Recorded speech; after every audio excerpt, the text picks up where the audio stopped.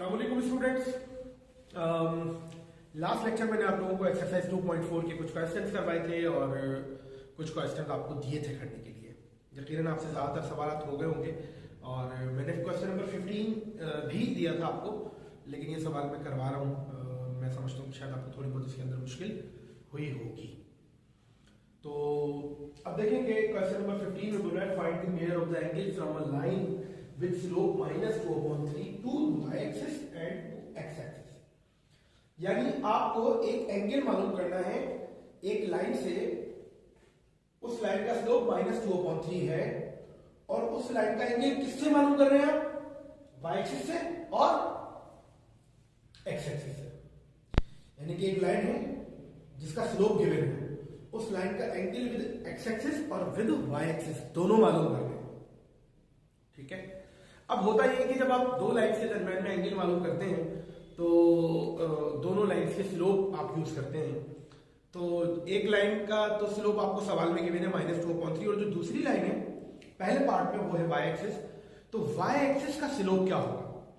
इस सवाल को दो तरीकों से कर सकते हैं आप, एक इसके स्लोप के जरिए से भी और इसके एंगल को चेंज करके भी कर सकते हैं। दोबारा मैं स्लोप से करवा रहा हूं आपको। तो y एक्सिस का जो स्लोप है वो है इंफिनिटी, यानी कि अनडिफाइंड है। तो जब स्लोप अनडिफाइंड है तो फिर how we can find the angle between line 1 to y axis? तो ये इंपॉर्टेंट बात है, जरा ध्यान दीजिएगा। हमने क्या किया कि let theta be the angle from L1 which is given in the question with slope -2/3 given in the question to the line पहले पार्ट में y एक्सिस। तो लाइन 1 का स्लोप तो हमारे पास है, लाइन 2 कौन है? y एक्सिस का स्लोप हमें पता है कि क्या होगा। तो हमने कहा कि m2 क्या है जी? Slope of y axis. और y एक्सिस का slope we all know that कि जी स्लोप ऑफ y एक्सिस कितना होता है? इंफिनिटी, यानी कि undefined. The slope of the vertical line is undefined. अब angle from L1 to L2 है, तो अगर मैं इसकी तस्वीर को बनाने की कोशिश करूं तो इस तरह होगा कि ये y एक्सिस है ना, और इस y एक्सिस से लाइन 1 का एंगल मालूम करना है। लाइन 1 का स्लोप -2/3 है, तो डेफिनेटली लाइन जो है वो सेकंड और फोर्थ क्वाड्रेंट को कट करती हुई जा रही होगी। ये लाइन 1 है हमारी, ठीक है। ये मैंने ऐसे क्यों बनाई? क्योंकि स्लोप नेगेटिव है ना, तो सेकंड और फोर्थ क्वाड्रेंट को कट करेगी। अगर स्लोप पॉजिटिव होता तो फर्स्ट और थर्ड क्वाड्रेंट को कट करती। तो लाइन 1 का एंगल y एक्सिस से मालूम करना है, यानी कि y से हमारे पास यहां पर कौन है? लाइन। ये थीटा मालूम करना है हमें लाइन 1 से y एक्सिस पर। तो बार अब देखेंगे, हमें पता है कि भाई टेंजेंट थीटा जो है वो बराबर होगा m2 minus m1 divided by 1 plus m1 और m2। क्योंकि theta from L1 to L2 find करना है, तो L2 का स्लोप पहले रखेंगे, L1 का बाद में, कल हमने लेक्चर में डिस्कस किया था। अब यहां पर जरा ध्यान दें कि अब ये जो M2 है ये इंफिनिटी है। अगर मैं यहां पर M2 की जगह इंफिनिटी पुट करूंगा तो ये इंडिटरमिनेट फॉर्म हो जाएगी, इंफिनिटी अपॉन इंफिनिटी बच जाएगा। कि यहां पर भी इंफिनिटी आ जाएगा, यहां पे भी इंफिनिटी आ जाएगा, तो ये इंफिनिटी अपॉन इंफिनिटी हो जाएगा, जो कि हमारे लिए काबिल कबूल नहीं है। तो फिर क्या करें हम? तो हम क्या करते हैं कि जब हमने चैप्टर नंबर 1 में करते थे कि n अप्रोचेस टू इंफिनिटी हो, x अप्रोचेस टू इंफिनिटी हो, तो जो इंफिनिटी बनाते थे उसको डिनोमिनेटर में ले आते थे। तो हम यहाँ पर m2 को डिनोमिनेटर में लाएंगे जबरदस्ती कॉमन लेके। तो आप क्या करें? न्यूमरेटर से m2 कॉमन लेते ही जाएगा 1 minus m1 divided by m2 whole divide by, यहाँ पर देखेंगे m2 है तो 1 अपॉन m2 प्लस m1। ठीक है जी। तो ये m2 इस m2 से क्या हो जाएगा? कैसे? m2 इंफिनिटी पर अप्रोच कर रहा है ना, तो हमने क्या बताया कि as m2 tends to infinity तो 1 अपॉन m2 टेंड्स टू 0। अगर m2 अप्रोच कर रहा है इंफिनिटी पर तो 1 अपॉन m2 क्या होगा? 0 होगा। अब जब ये 0 होगा तो ये हो जाएगा 1 minus 0 divided bye 0 plus m1, यानी कि ये आ गया 1 अपॉन m1। अब आप m1 की वैल्यू सब्स्टिट्यूट करें, तो m1 की वैल्यू सब्स्टिट्यूट करूंगा तो ये हो जाएगा tangent theta is equal to 1 upon -2/3 that is -3/2। क्या गया, tangent theta is equal to -3 divided by 2। अब अगर हम थीटा लें तो theta is equal to tangent inverse of -3 divided by 2। चाहे तो आप इसकी कैलकुलेटर से एंगल पर वैल्यू निकाल लें, अदरवाइज ये भी इनफ है। तो ये आ गया required angle from L1 to y axis which is L2। ठीक है जी, तो ये आ गया हमारे पास लाइन 1 का angle with positive with y axis. फिर सेकंड पार्ट में इसने कहा है हमसे कि भाई x एक्सिस से निकालें, उसी लाइन का एंगल विद x एक्सिस भी निकालें। तो हमें पता है कि भाई यहाँ पर जो m2 होगा वो होगा स्लोप ऑफ x एक्सिस। अब आप लोगों को याद होगा कि मैंने बताया था कि जो y एक्सिस है उसका स्लोप इंफिनिटी होता है इनडेफिनाइट, और x एक्सिस का जो स्लोप है वो 0 होगा, क्योंकि x एक्सिस की इंक्लिनेशन होती नहीं है। तो स्लोप ऑफ x एक्सिस क्या होगा, 0। तो m2 हमें मिल गया 0। जब m2 हमें 0 मिल गया तो we can find the angle from L1 to L2। यानी कि अब ये जो एंगल आ रहा है हमारे पास, ये L1 to x एक्सिस है, ये x एक्सिस है ना, ये L1 से x एक्सिस, ये एंगल फाइंड कर रहे हैं। ठीक है, या आप यहां कह लें, इस जगह पे भी कह सकते हैं value find from x axis, क्योंकि x एक्सिस यहां पे कौन है हमारे पास, L। ठीक है जी, अब आप टेंजेंट थीटा का फॉर्मूला लगाएं। तो tangent theta is equal to m2 minus m1 divided by 1 plus m1 और m2, और tangent theta m2 minus m1, तो m2 कितना है 0, minus 2/3 divided by 1 plus -2/3 into 0। तो ये हो जाएगा 2 डिवाइडेड बाय 3 और ये 1 plus 8, that is 2/3। If we have to find the angle, तो theta is equal to tangent inverse of 2/3। Here you can also find the value of the angle by using the calculator। तो ये क्या है, required angle from L1 to x axis. तो यकीनन आप लोगों को ये बात समझ आ गई होगी, और आसान तो है सवाल, और बस इसमें यहाँ पर इस वाले क्वेश्चन में y एक्सिस वाली कंडीशन थोड़ी ऐसी थी जिसमें आपको थोड़ी सी परेशानी होती है। अदरवाइज वैसे तो सारे सवाल पूरा सवाल उसी तरह का है जैसे हमने कल क्वेश्चन किए थे। तो यकीनन आपको बात समझ आ गई होगी, आप इसका स्क्रीनशॉट लें, आगे क्वेश्चन की तरफ चलते हैं।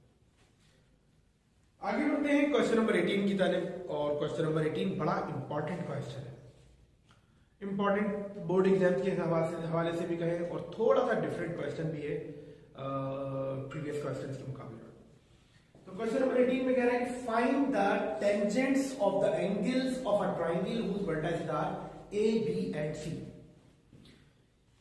Find the tangents of the angles of a triangle, triangle के एंगल के टेंजेंट्स फाइंड करें। आप एंगल फाइंड करने की नहीं कह रहा, टेंजेंट्स फाइंड करने की कह रहा है, क्योंकि एक एंगल पर जो थीटा, ट्राइंगल के जो 3 एंगल बनेंगे, एक एंगल पर टेंजेंट की वैल्यू क्या होगी, दूसरे एंगल पर टेंजेंट की वैल्यू क्या होगी, तीसरे एंगल पर टेंजेंट की वैल्यू क्या होगी, ये हमें फाइंड करना है। देखा जाए तो हम एंगल ही फाइंड कर रहे हैं, बस इस तरह कह रहे हैं आप, ये बात इस तरह है कि जैसे लिखा हुआ है ना tangent theta 1 is equal to 1 है, तो ये हो गई टेंजेंट की वैल्यू, 1 क्या है, टेंजेंट की वैल्यू। अगर मैं इसको राइट साइड पर ले जाऊंगा तो मुझे आएगा एंगल 45 डिग्री। तो ये एंगल है और ये टेंजेंट की वैल्यू है, तो we have to find the tangent not angle. लेकिन टेंजेंट फाइंड करना या एंगल फाइंड करना, दोनों सूरतों में angle between two lines by using their slopes का फॉर्मूला लगेगा। यानी कि तीनों एंगल पर, आप तीनों पॉइंट पर जो एंगल बन रहे हैं उन एंगल पर टेंजेंट निकालना है, तो angle between two lines by using there slope बनेगा। तो हमने क्या किया कि सवाल में दिया हुआ था ABC, ये वर्टिसेस है जो सवाल में गिवन, तो मैंने क्या किया, सब इसकी फिगर बनाई according to the given values, plotting उसी हिसाब से की। तो ये देखिए पहला पॉइंट 4, x की वैल्यू 4, y की वैल्यू 1, मैंने वही पॉइंट लिए जो मैंने प्लॉट करने थे। तो ये पॉइंट होगा 4, 1, इसको नाम दिया A का। दूसरा पॉइंट है -1, 3, तो x की वैल्यू -1, y की वैल्यू 3, ये -1, 3 हो गया। तीसरा पॉइंट था -5, -2, x की वैल्यू -5, y की वैल्यू -2, तो ये सी पॉइंट हो गया -5, -2। अब आप इनको ज्वाइन करेंगे अगर,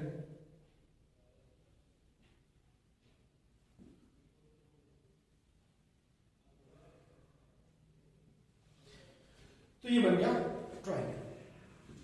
ठीक है जी, तीनों वर्टेक्स मैंने बता दिए और लाइनें थोड़ी टेढ़ी मेढ़ी हो जाएंगी, खैर थोड़ा सा इसको समझ लीजिएगा। भारत इसको मैं देखिए थोड़ा बहुत कोशिश करके सीधा कर लेता हूँ।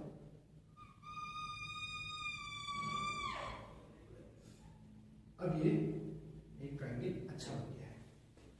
तो अब ये देखेंगे ये ट्रायंगल के एक ट्रायंगल हमने बना लिया। हमें टेंजेंट की वैल्यू ए पर भी बतानी है, हमें टेंजेंट की वैल्यू बी पर भी बतानी है, हमें टेंजेंट की वैल्यू सी पर भी बतानी है। तो कैसे मालूम करें? तो definitely angle between two lines by using their slopes के जरिए करेंगे। तो हमें इन साइड्स की स्लोप्स चाहिए होंगे ट्रायंगल के तीनों साइड्स के।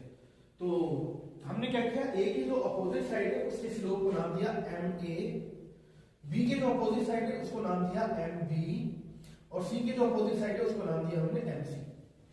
याद रखने के लिए वरना M one M two M three भी दे सकते, कोई मसला नहीं।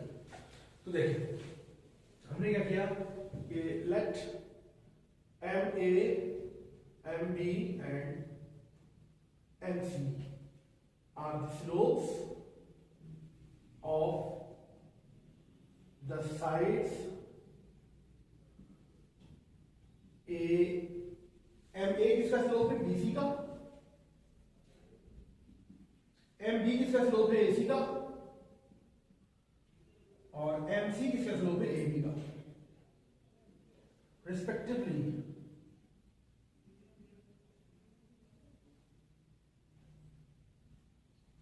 ठीक है जी। तो अब ये हमने नाम दे दिया स्लोप के, तो हम पहले स्लोप फाइंड कर लेते हैं। तो स्लोप का फॉर्मूला हमें सबको पता है कि स्लोप बराबर होता है y2 - y1 divided by x2 - x1। तो पहले निकालता हूं मैं एम ए, और एम ए जो है वो बीसी का स्लोप है y2 - y1, यानी कि 3 - -2 डिवाइडेड बाय -1 - -5। तो ये हो जाएगा -5 और ये डिवाइडेड बाय 4। ये आ गया एम ए। अब मैंने फाइंड करना है एम बी, y2 - y1 यानी कि 1 - -2 डिवाइडेड बाय 4 - -5। ये हो जाएगा 3 डिवाइडेड बाय 9 यानी कि 1/3। एमसी ले लें, वो ए बी का स्लोप है 1 - 3 और 4 - -1। ये हो जाएगा 2 डिवाइडेड बाय 5। तो ये आ गए तीनों साइड्स के स्लोप, ट्रायंगल की तीनों साइड्स के स्लोप आपके पास आ गए। अब now you have to find the angle. तो how we can find the angle now? तो अब देखिए कि अब हमें एंगल निकालना है, जरा ध्यान दीजिएगा। टेंजेंट फाइंड करना है मतलब एंगल निकालना है। ए पे बनने वाले एंगल को फाइंड करेंगे, तो क्योंकि टेंजेंट थीटा के फॉर्मूले में हम m1 - m2 करेंगे, m2 - m1 करेंगे, कैसे पता चलता है? तो हम कहते थे भाई लाइन 1 से लाइन 2 पर जो एंगल बनेगा वो हम मालूम करेंगे। तो लाइन 2 का स्लोप पहले, लाइन 1 का बाद में। तो यहाँ पर तो हमें नहीं दिख रहा ना कि हम किससे किस पर एंगल मालूम करेंगे। तो मैंने आपको बताया था कि हम एंटी क्लॉकवाइज एंगल निकाल रहे होते हैं पॉजिटिव एंगल के लिए। तो हम क्या करेंगे, हमें ए पर जो एंगल निकालना है उस पर हम यहाँ पर एंटी क्लॉकवाइज चलाएंगे। तो एंटी क्लॉकवाइज यानी ए पर अगर एक क्लॉक तो यूं चलती है ना, एंटी क्लॉकवाइज चलेगा तो ये एरो डाउन होगा, ऐसे ये एरो डाउन हो रहा है एंटी क्लॉकवाइज। इट मींस कि हम एम बी का स्लोप पहले रखेंगे और एम सी का स्लोप बाद में रखेंगे। ठीक है, यानी कि आप इस पॉइंट पर क्लॉक रखें तो क्लॉक तो ऐसे घूमती है, हम उल्टा घुमाएंगे, एंटी क्लॉकवाइज चाहिए। सिमिलरली जब हम बी पे क्लॉक रखें तो ये क्लॉकवाइज तो ऐसे चलेगा, ऐसे हम उल्टा चलाएंगे, एंटी क्लॉकवाइज काउंटर क्लॉकवाइज भी ऐसे जाएगा। यानी कि एम सी का स्लोप पहले रखेंगे और एम ए का बाद में जब हम बी पर एंगल निकालेंगे। सिमिलरली एम सी पर जब एंगल निकालेंगे तो क्लॉक तो ऐसे चलेगी, हमें एंटी क्लॉकवाइज चलना है, तो ये यानी एम ए का स्लोप पहले और एम बी का बाद। इस तरह हम तीनों एंगल डिफाइंड करेंगे। तो हम पहले एंगल निकालते हैं। तो हम कहते हैं कि भाई now we can find tangents at A, B and C। अब हम टेंजेंट फाइंड करने जा रहे हैं A, B और C पर। तो हमने पहले देखना है कि टेंजेंट एट ए निकालते हैं। ये क्या लिखा है, टेंजेंट एट एंगल ए। ठीक है, तो जब हम टेंजेंट एट ए निकालेंगे, ए पर जो टेंजेंट बन रहा है उसमें स्लोप पहले रखेंगे एमबी, क्योंकि एरो डाउन कहां हो रहा है, एमबी पर, और एरो इनिशिएट कहां से हो रहा है, एमसी पर। तो ये होगा MB minus MC divided by 1 plus MB और एमसी। जब मैं बी पर निकालूंगा तो सी एमसी पहले और एमए बाद में, जब मैं सी पे निकालूंगा तो एमए पहले और एमबी बाद में। अब आप वैल्यू रखें, तो ये होगा M B minus M C. M B कितना है, 1 डिवाइडेड बाय 3। एम सी कितना है, 2 divided by 5 whole divided by 1 plus 1/3 और 2 डिवाइडेड बाय 5। एलसीएम लो तो 5 1 5 माइनस 3 2 6 डिवाइडेड बाय 15।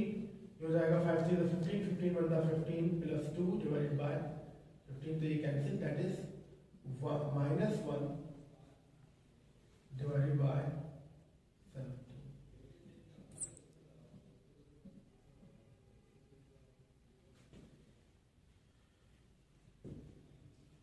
ये आ गया tangent at A which is -1/17। Angle नहीं निकालना, सिर्फ टेंजेंट निकालना है। अब हम फाइंड करेंगे टेंजेंट एट बी। जब बी पर टेंजेंट निकालेंगे तो MC पहले और MA बाद में, क्योंकि एंटी क्लॉकवाइज चला रहेगा। यहां पर भी आपने एंटी क्लॉकवाइज चलाया है। तो अब हमने रखा है M tangent at angle D पे MC पहले और MA बाद में, डिवाइडेड बाय 1 प्लस MC और MA। अब आप MC पहले रखें और MA बाद में रखें, तो MC क्या है आपके पास, 2/5। MA कितना है आपके पास, 5 divided by 4 whole divided by 1 plus 2/5 और 5 डिवाइडेड बाय 4। एलसीएम लूंगा तो ये 4 2 8, 5 5 25 डिवाइडेड बाय 20। इधर देखें तो ये 4 5 20, 21 20 प्लस 5 2 10 डिवाइडेड बाय 20। ये कैंसिल हो जाएगा, ये आएगा माइनस 17 डिवाइडेड बाय 20 प्लस 10 30। ये हो गया टेंजेंट एट एंगल।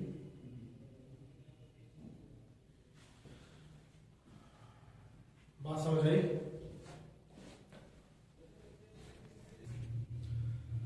अब देखिए कि टेंजेंट एट सी निकालें, तो टेंजेंट एट एंगल सी निकलेगा। तो जब सी पर देखें तो एम ए पहले और एम बी बाद में, हो जाएगा M A minus M B divided by 1 plus M A और एम बी। तो एम ए कितना है हमारे पास, 5.4। एम बी कितना है हमारे पास, 1/3 divided by 1 plus 5/4 into 1/3। LCM में तो 3 5 15 माइनस 4 1 4 डिवाइड बाय 12। यहाँ पर देखें तो 12 प्लस 5 डिवाइडेड बाय 4 3 12, ये कैंसिल हो जाएगा। 15 माइनस 4 11 डिवाइडेड बाय 7।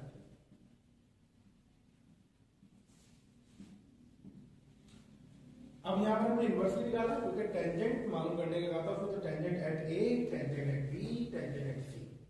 ठीक है, तो now we have all the tangents of the angle। वो क्या क्या है हमारे पास, एक आया -1/17, एक आया -17 डिवाइड बाय 30 और एक आया 11/। तो यकीनन आप लोगों को ये बात समझ आ गई होगी। ठीक है, और सवाल इजी था, बस यहाँ पर ये थोड़ा सा प्लॉटिंग वगैरह का था कि आपको एंगल जो है एंटी क्लॉकवाइज फाइंड करना। तो अगर फिर भी कोई प्रॉब्लम होगी तो डेफिनेटली यू मे आस्क। और आगे बढ़ते हैं, पहले आप इसका स्क्रीनशॉट लें और फिर हम क्वेश्चन नंबर 19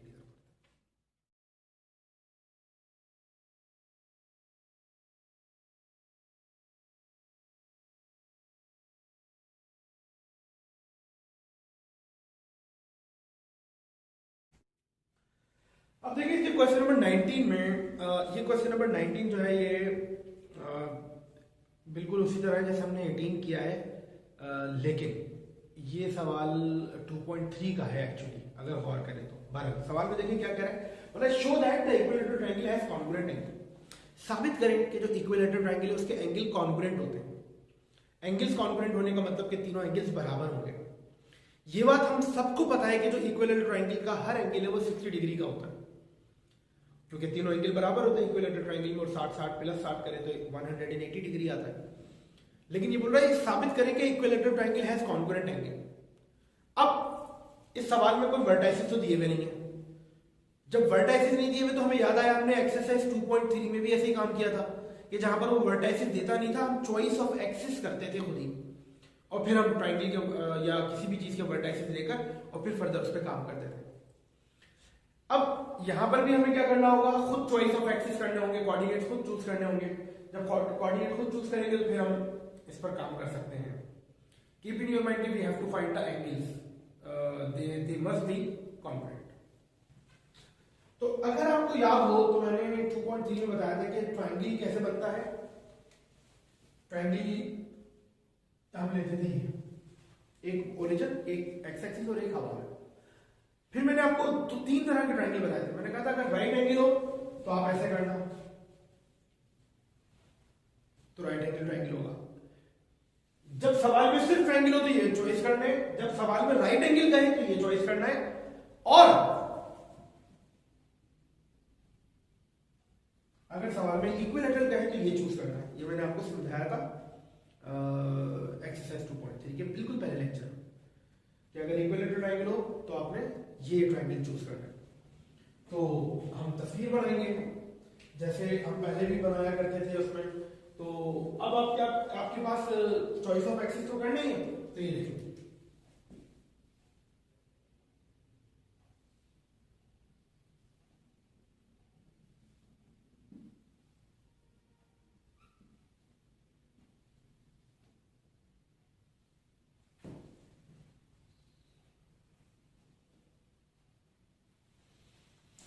ये हमने ले लिया इक्विलैटरल ट्रायंगल। थोड़ा सा बड़ा कर देते हैं, छोटा होगा ये, ताकि हमें एंगल्स बनाने में आसानी हो।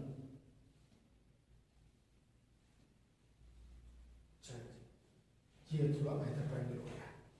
तो एक वर्टेक्स हो गया इसका नेगेटिव एक्स एक्सिस पर, एक हो गया पॉजिटिव एक्स एक्सिस पर, एक आ गया वाई एक्सिस पर।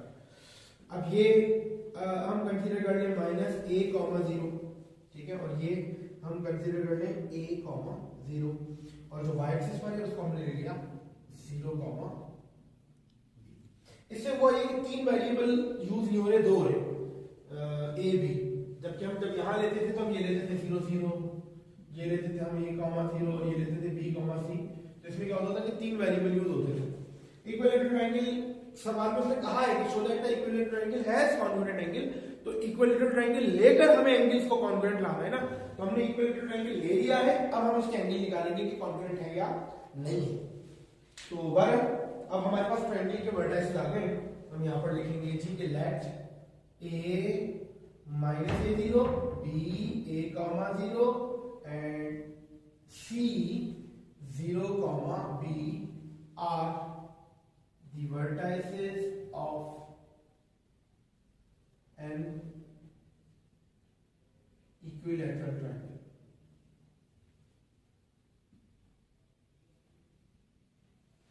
ठीक है जी। अच्छा, अब बात यह है कि हमें इसके एंगल्स निकालना है सिंपल, क्योंकि तीनों एंगल बताने के बराबर होंगे।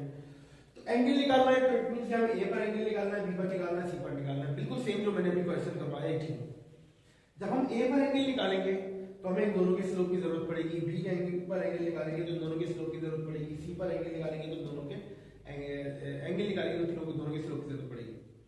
तो इट मींस कि हमें स्लोप फाइंड करना है, लेकिन स्लोप से पहले हमें कंडीशन फाइंड करनी होगी ना, जैसे हम करते थे पैरेललोग्राम में कि भाई अपोजिट साइड की लेंथ बराबर होती है तो d बराबर b माइनस a के आ जाता है।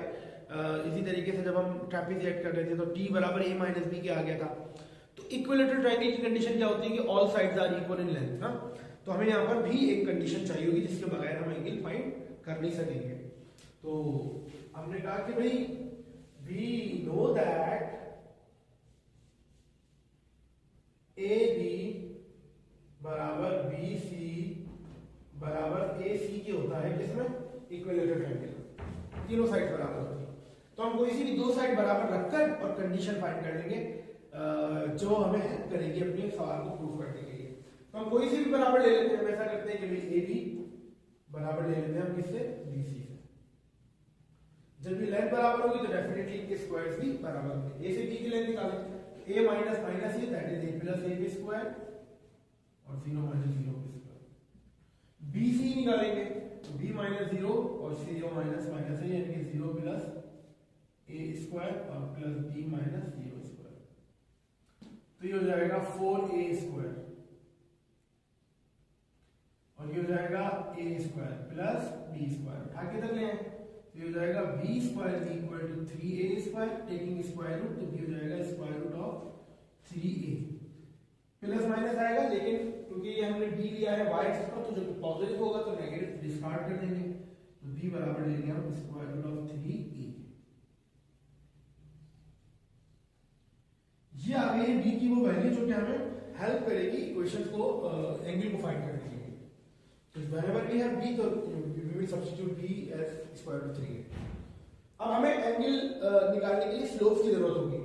तो हमें बताएंगे कि a के जो अपोजिट लाइन है उसका स्लोप हमने ले लिया ma, b पे के अपोजिट जो है उसको हमने ले लिया mb, c के जो अपोजिट है उसको ले लिया हमने mc। तो हमने कहा late ma, mb and mc are the slopes, ठीक है, of the sides। M A किसका स्लोप है, बी सी का। एम बी किसका स्लोप है, ए सी का। और एम सी किसका स्लोप है, ए बी का रिस्पेक्टिवली।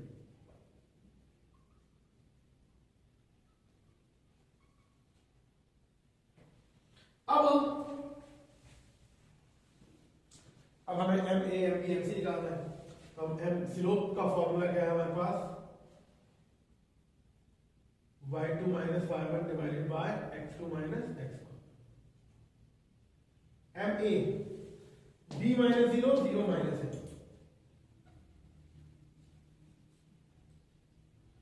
तो ये आएगा माइनस b अपॉन a, लेकिन b हमने क्या निकाला है, स्क्वायर रूट ऑफ 3 है। इसको सब्स्टिट्यूट करें तो from 1 ma is equal to minus और ये square root of 3a divided by a, तो ये मिल गया ma is equal to minus square root of 3। ये आ गया एक साइड का स्लोप। अब लेंगे mb, तो mb क्या होगा, mb होगा ca का स्लोप तो b minus 0 divided bye 0 plus a यानी कि a हो जाएगा। तो ये b डिवाइडेड बाय a और b की जगह हम रखेंगे स्क्वायर रूट ऑफ 3a, तो a से cancel that is square root of 3। अब हम लेंगे mc यानी कि ab का स्लोप। इसका स्लोप लेने की जरूरत नहीं, वैसे हमें पता होना चाहिए कि x एक्सिस है तो इसका स्लोप 0 होगा, लेकिन बात करेंगे y2 minus y1 क्योंकि 0 minus 0 divide by a plus a which is equal to 0। तो mc कितना आ गया, 0। तो ये हमारे पास तीनों स्लोप्स आ गए हैं। अब तीनों स्लोप्स आने के बाद now we have to find the angle at a, angle at b and angle at c। तो हम निकालेंगे एंगल पहले at a। Angle at a निकालो तो टेंजेंट एट एंगल a। जब मैं एंगल a पर निकालूंगा तो फिर मुझे कौन सा स्लोप पहले रखना है, mb पहले रखना है या mc। तो we have to make it counter clockwise. तो काउंटर क्लॉकवाइज देखें तो ये एरो डाउन होगा लाइक दिस, mb पहले और mc बाद में। ये हो जाएगा mb minus mc divided by 1 plus mb और mc। mb हमने क्या निकाला है, स्क्वायर रूट ऑफ 3। mc हमने निकाला 0, 1 plus square root of 3 into 0, तो ये बच जाएगा सिर्फ स्क्वायर रूट ऑफ 3।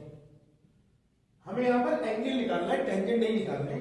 तो ये होगा angle at a is equal to tangent inverse square root of 3। Angle at a is equal to 60 degree. एक एंगल आ गया 60 डिग्री। अब हम निकालेंगे b पर, तो b पर क्लॉकवाइज और एंटी क्लॉकवाइज, क्लॉकवाइज है और ये एंटी क्लॉकवाइज है। MC पहले और MA बाद में।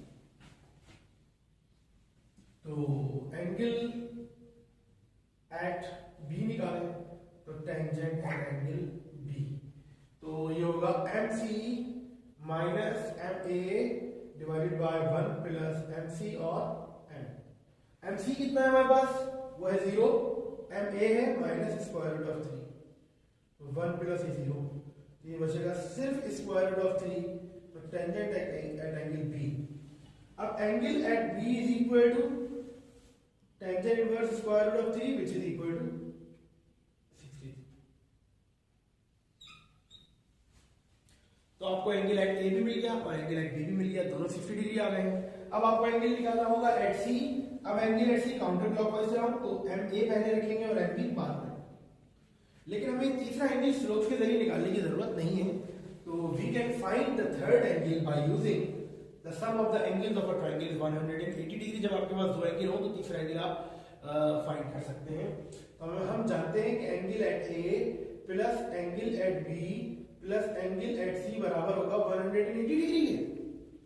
तो एंगल एट ए कितना है 60, एंगल एट बी कितना है वो भी 60, angle at C 180 degree, angle at C equal to 180 minus 120 that is 6 degree. तो तीनों एंगल बराबर आ गए हैं, ठीक है। तो hence all the angles of an equilateral triangle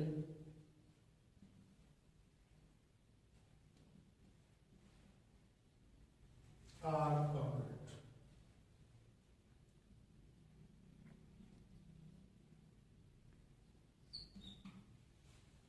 हमें यही बात साबित करनी थी कि जो इक्विलेटरल ट्रायंगल है उसके एंगल क्या होते हैं, congruent.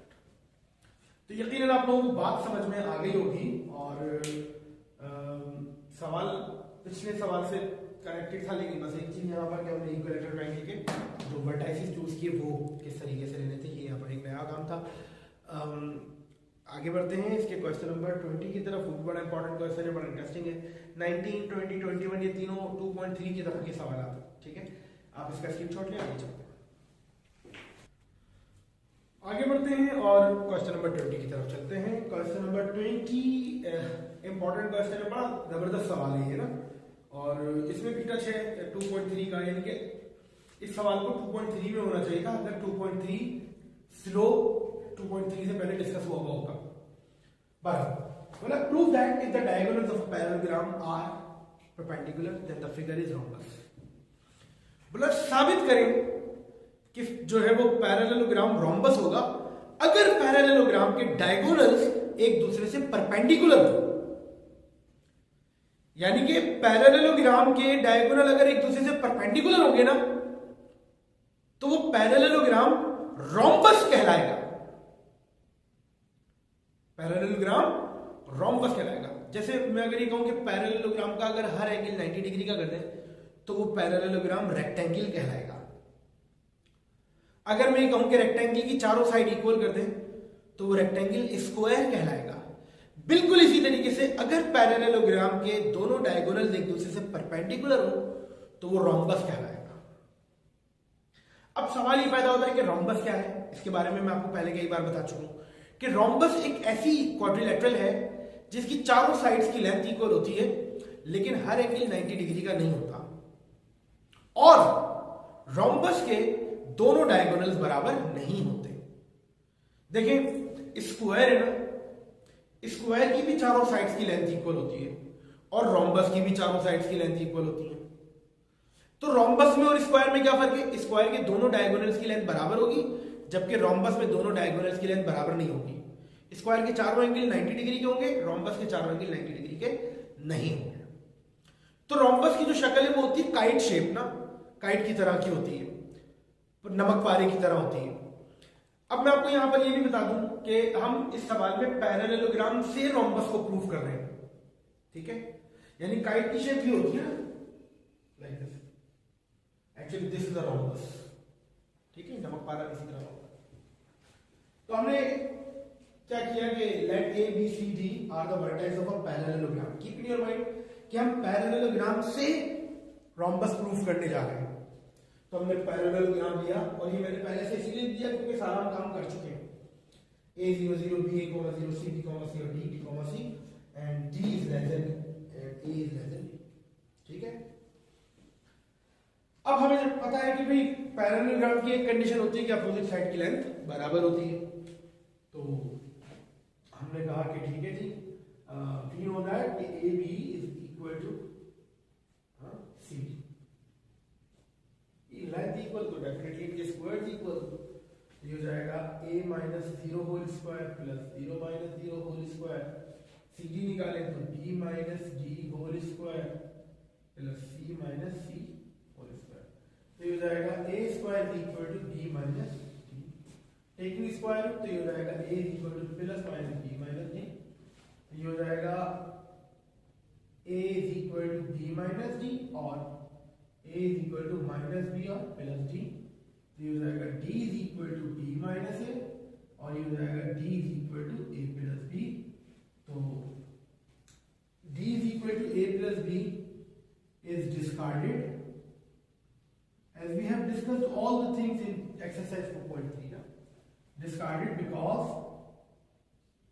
b is less than a or less than b, तो d बराबर किसके होगा b माइनस a के, इसको नाम दे दिया हमने। ये पूरा का पूरा वर्किंग हम कर चुके हैं, अगर आपको याद हो तो we have discussed in exercise 2.3 all this thing.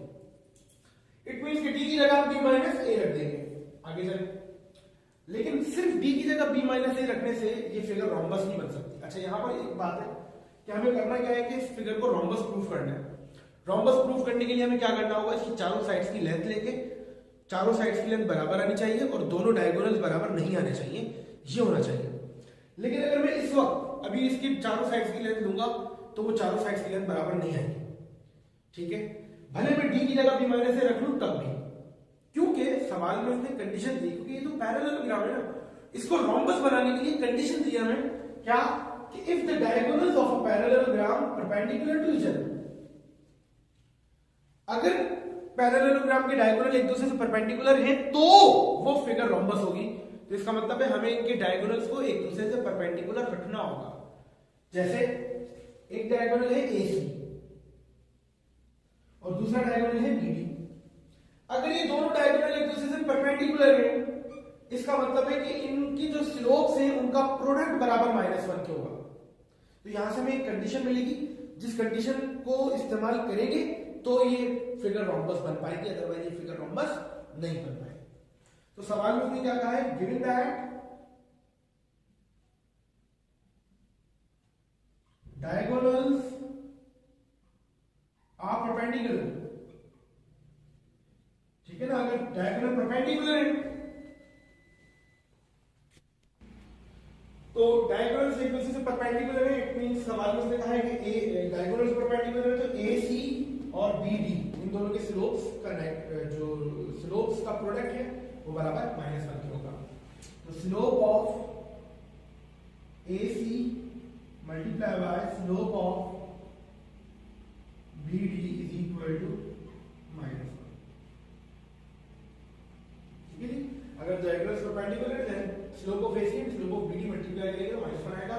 तो स्लोप का फॉर्मूला हमारे पास क्या है, y2 minus y1 divided by x2 minus x1। तो AC का स्लोप है y2 minus y1 यानी कि c minus 0 divided by b minus 0,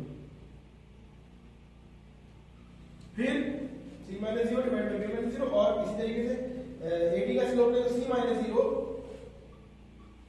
divided by d minus 0 is equal to -1। Simplify करें इसको तो ये हो जाएगा c square divided by b multiply by d minus a is equal to -1। अब d जो है वो हमने निकाला बाय b माइनस a, तो d की वैल्यू को हम सब्स्टिट्यूट करेंगे।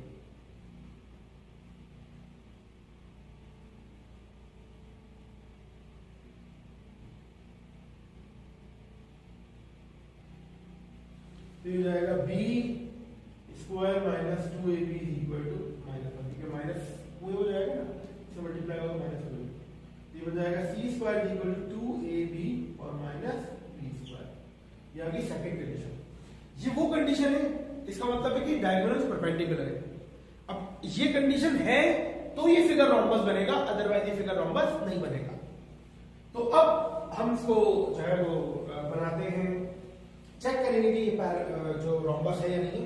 Now we can find the sides of the length of the parallelogram. Now we have to find the sides. अब साइड निकालने को सबसे पहले हम निकालेंगे ए बी। ए बी की लेंथ है a माइनस 0 0 माइनस 0, तो ये हो जाएगा ए यूनिट्स।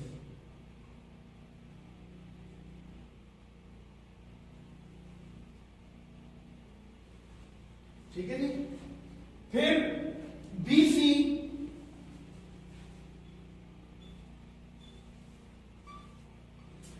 लेंगे तो y2 minus y1 x2 minus x1 यानी कि b माइनस a और c माइनस 0, तो ये हो जाएगा b स्क्वायर माइनस 2ab और प्लस a स्क्वायर और प्लस c स्क्वायर। अब ये सिंप्लीफाई करना क्या होगा, तो हम यहाँ पर c स्क्वायर की वैल्यू देखें तो b2ab माइनस b स्क्वायर रखें, तो from equation 2 b square minus 2ab plus a square plus 2ab और minus b square cancel, 2ab cancel करें, a स्क्वायर यानी कि a यूनिट्स। सिमिलरली अब निकालें आप CD।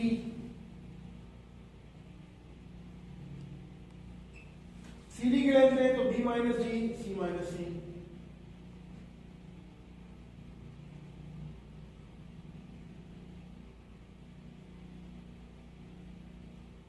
ये c माइनस c कैंसिल हो जाएगा, बचेगा b माइनस d, स्क्वायर से कैंसिल होगा तो b माइनस d आ जाएगा। और d हमने क्या निकाला है, d हमने निकाला हुआ b माइनस a।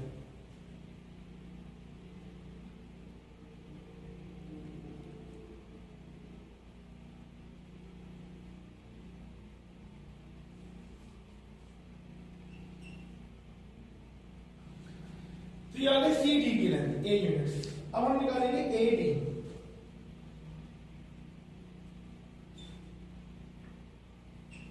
AD लें तो d माइनस 0 और c माइनस 0,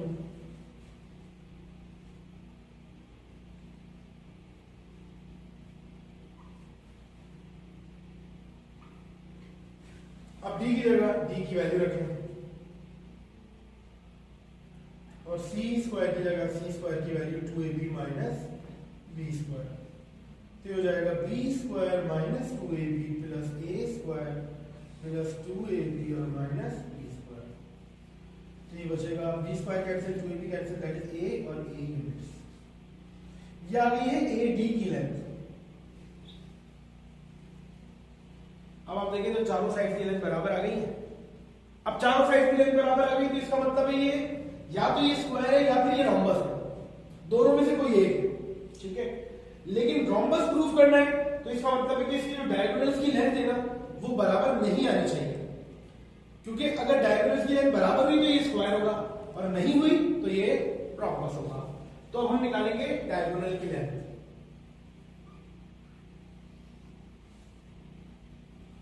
अब हम डायगोनल की लेंथ फाइंड करने जा रहे हैं। Now finding diagonals. डायगोनल्स निकालें तो पहले डायगोनल निकालेंगे AC। AC की लेंथ लें तो ये होगा b माइनस 0 और c माइनस 0,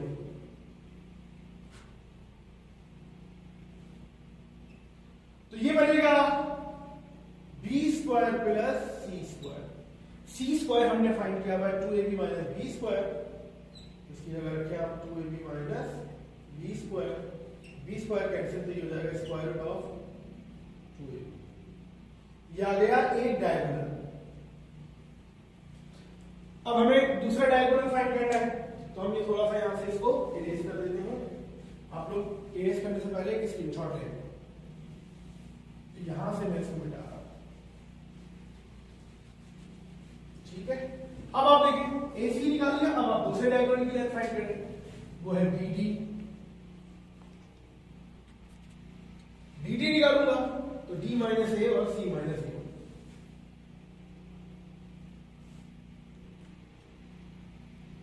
D की जगह रखेंगे B माइनस A और C स्क्वायर आएगा, तो ये हो जाएगा B minus 2A whole square और प्लस C स्क्वायर। सिंप्लीफाई करूं तो B स्क्वायर माइनस 4AB और प्लस 4A स्क्वायर और C स्क्वायर की जगह B square minus 2AB।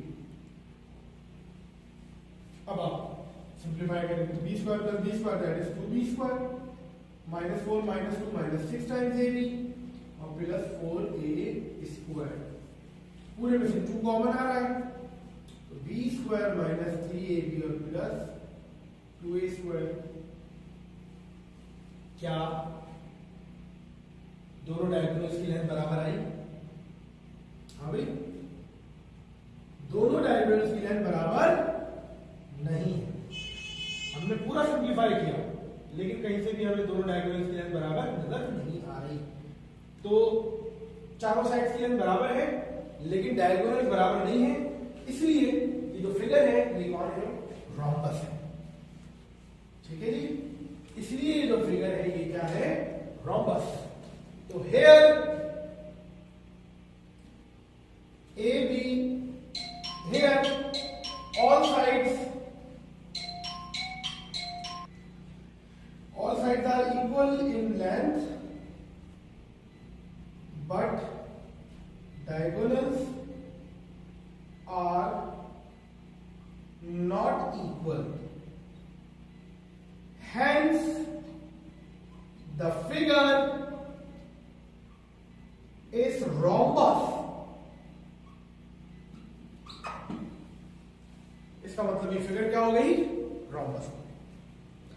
Means कि अगर पैरेललोग्राम के डायगोनल एक दूसरे से परपेंडिकुलर हो तो वो जो पैरेललोग्राम है उसका एक स्पेशल नाम है और वो कहलाता है रोम्बस। अगर पैरेललोग्राम के डायगोनल एक दूसरे से परपेंडिकुलर ना हो तो ये फिगर रोम्बस नहीं होगी।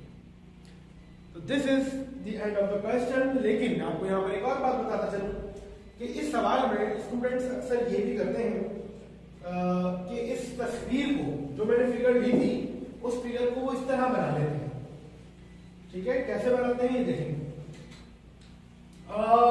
जैसे मैंने पैरेललोग्राम लिया वो ऐसा ना करते, ऐसे कर लेते हैं, ये बना।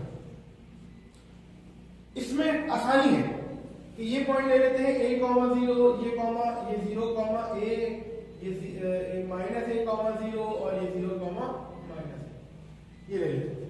लेकिन अब सुनिएगा, ये है तो रोम्बस, तस्वीर भी बिल्कुल सही है, लेकिन इसमें क्या है कि आपने डायगोनल्स को ना पहले ही परपेंडिकुलर रख दिया। आपने पहले डायगोनल्स को परपेंडिकुलर रख दिया, जबकि हमने यहां पर पहले डायगोनल्स को परपेंडिकुलर नहीं रखा, हमने पैरेललोग्राम लेकर और फिर रोम्बस बनाया। अगर आप ये सब ये शेप लेकर करेंगे तो इसका मतलब आप रोम्बस को ले रहे हैं ऑलरेडी। आप क्या कर रहे हैं? रोम्बस ले रहे हैं और फिर काम कर रहे हैं। तो इसलिए मेरे हिसाब से ये काम थोड़ा सा इसमें गलती है। तो आप लोग जो है वो उसी तरीके से कीजिएगा जैसा मैंने आपको करवाया है। अब इस एक्सरसाइज में क्वेश्चन नंबर 21 है जो आप लोग करेंगे। ठीक है, जो आप लोग सॉल्व करेंगे। अदरवाइज उसके शुरू के 6 सवाल वो जो मैं अगले लेक्चर में कराऊंगा, वैसे बाकी जो है वो काम आप लोगों को मैंने करवा दिया है। इंशाल्लाह अगले लेक्चर में हम बात करेंगे शुरू के 6 सवालों पर, तो एक्सरसाइज ऐड हो जाएगी। अपना बहुत ख्याल रखिएगा। अल्लाह हाफ़िज़। अच्छा, थोड़ा सा यहाँ पर देखें कि यहाँ मैंने एक गलती कर दी थी और C स्क्वायर की जगह B स्क्वायर माइनस 2AB रख दिया था, जबकि C स्क्वायर बराबर 2AB माइनस B स्क्वायर के था। तो थोड़ा सा इसको करेक्शन कर ले। वैसे तो ये डायगोनल बराबर नहीं आएंगे, लेकिन हम थोड़ा सा करेक्शन कर लेते हैं इसको। C स्क्वायर की जगह यहाँ पर मैं रख देता हूँ 2AB माइनस B स्क्वायर। अब जब ये रखेंगे तो माइनस B स्क्वायर और प्लस B स्क्वायर दोनों कैंसिल होंगे और माइनस 4AB प्लस 2AB करेंगे तो ये हो जाएगा 4A स्क्वायर माइनस 2AB। ठीक है, और थोड़ी सी चेंजेस यहाँ पर आएगी और इसमें से 2a कॉमन आ जाएगा और यहाँ पर बचेगा 2a और माइनस। लेकिन इससे हमारे सॉल्यूशन पर बाकी कोई फर्क नहीं पड़ा, लेकिन यहाँ पर गलती एक थी तो डेफिनेटली आप इसको समझ लेंगे। मैंने इसको करेक्शन इसलिए नहीं किया उसी वक्त क्योंकि अब यहाँ पर एंड में आकर आपको बात यकीन समझ में आ गई। छोटी सी बात है, इसको सही कर लीजिएगा आपको। तो ये एक छोटी सी गलती हो गई थी, इस पर आप लोग देख लीजिएगा। इंशाल्लाह फिर अगले लेक्चर में बात